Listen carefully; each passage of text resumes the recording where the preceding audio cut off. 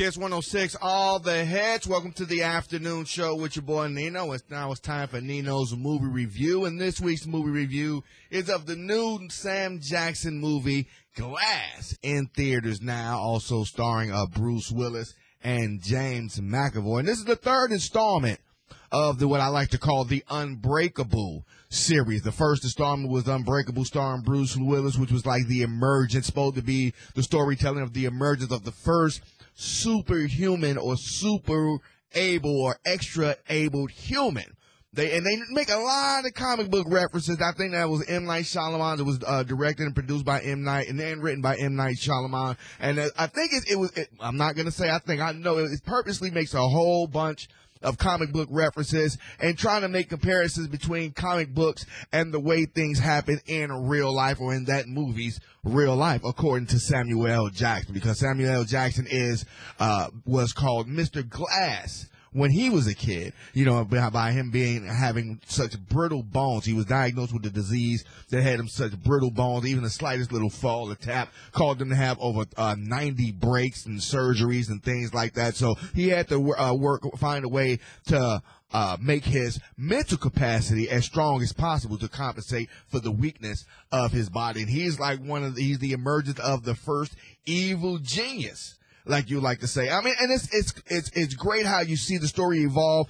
Glass takes place about 15 years after Unbreakable, and then Unbreakable, then they're split. The second, which stars James McAvoy as the guy who they called himself the Horde. He had over 20 different personalities inside of his one body that would like to come out, in different times, with one personality actually being in dominant control. Usually at all times, his main personality has been pushed to the back due to like his childhood trauma, childhood abuse and things. So he had to develop these personalities to the point where one personality called the Beast developed, and that personality actually transforms his body. And where he puffs up, the veins start bulging and everything. His neck kind of swells up, and he does a great transformation into the Beast, because it makes you think, is his body really changing, or is he really just huffing and puffing and just swelling up? And that's where the movie draws the fine line in between. Is it really a comic book superhero movie, or are these guys just really think they're superheroes, just doing some extraordinary stuff because of this adrenaline or the actual upper level intelligence that they might have? And that's what the doctor in the movie was trying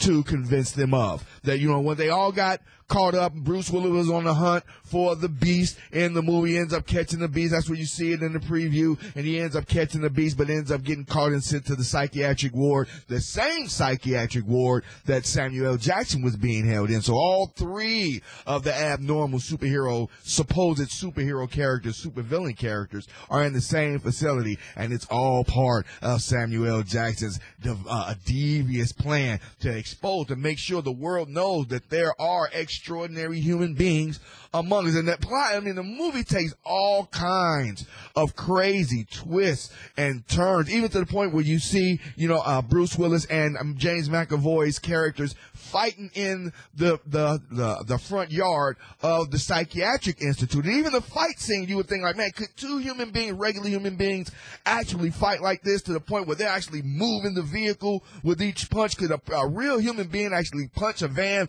so hard that he would leave a handprint inside of the van? So it was whether or not they really believed if they were superhuman or abnormal or super intelligent, which made their powers, I guess, prevalent or come out or believe. Because Bruce Willis got to a point where he didn't believe in his powers for a second. He was even starting to doubt whether or not he was unbreakable, or the Ghost, as they called him, or the Overseer, as his nickname was given, because he was always at the right place, usually trying to protect those, who had some kind of wrong done to them. So it's a great third installment, a great roundup and wrap up. And the end of it, I'm not going to spoil the end of it for you, because the ending is absolutely fantastic. But it does take a while to wind up. I do hate that part about the movie. It takes such a long time to wind up, and I wish they would have found a way to kind of get the story going a little bit. It's a little over 2 hours long, I guess, from in first credits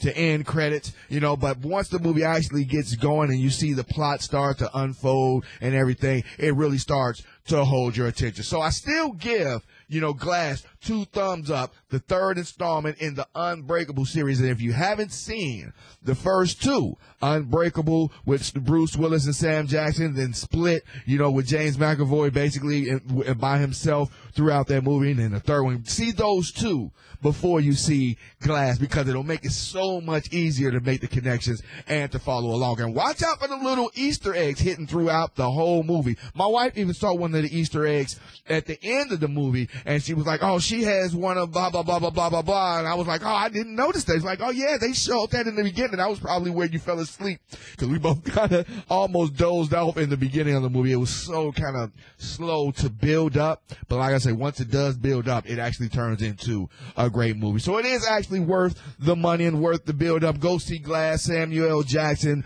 James McAvoy, and Bruce Willis, the third installment in the Unbreakable series. It's your boy Nino, 1061, Kiss 106.